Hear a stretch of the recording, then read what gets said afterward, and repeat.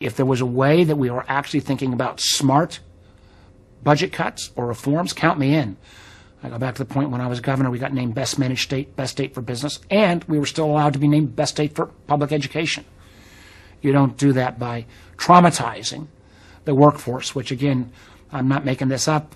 Trump's OMB director, Vogt, thought that was his goal with the federal workforce. Anybody who's run anything, and I say this is not only as a former governor, but a former business guy, traumatizing your workforce isn't a good way to get better production. I mean, one thing about veterans is they got great memories, and they are very strong in terms of advocating for the rights that they deserve. I mean, we have a sacred obligation for those men and women that have defended our country and their families to honor the commitment that we're going to take care of, for example, their health care and other benefits they earned.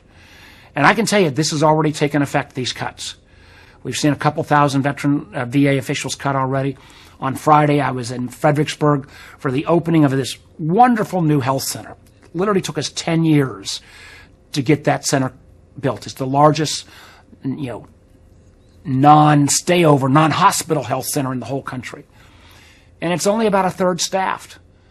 So they weren't supposed to staff 100% day one, but do you really think we're going to get folks to come work there when you see the threat of cutting back anybody that's a probationary employee? That means in the first 2 years.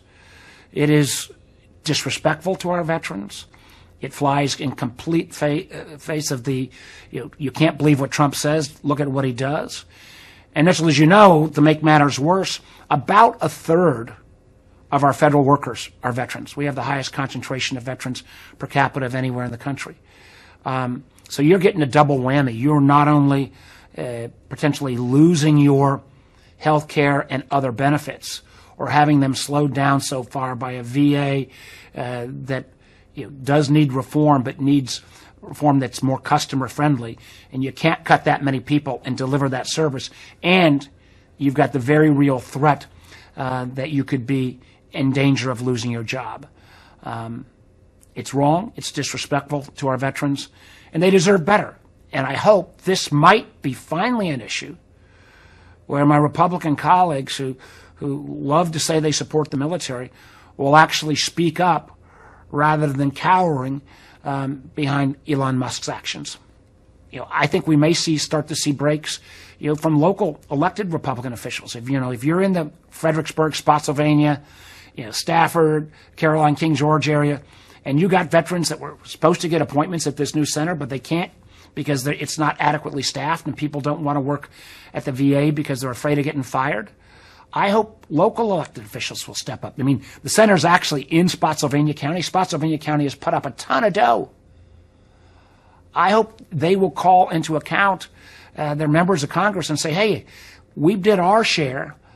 The feds are supposed to take care of their share, which means not only building the building, but also providing the staffing. So, we're going to keep fighting this on every front. I do think if we look back to the first Trump term, it took until about August, I think, on his efforts to repeal the Affordable Care Act before a lot of folks started to stand up. I think it's going to happen much quicker this year. But the fear I have is whether it's international relations with our allies, whether it's sharing intelligence with the Ukrainians or our allies, whether it's making sure we've got the new innovation center for Virginia Tech in Arlington and Alexandria. If you're cutting research dollars the same time you're trying to do more in innovation, that's completely contradictory. So, we need more people to speak up and stand up, and we need to ask our Republican friends, how much is loyalty to Musk-Trump more important than loyalty to your community, your state, and your country?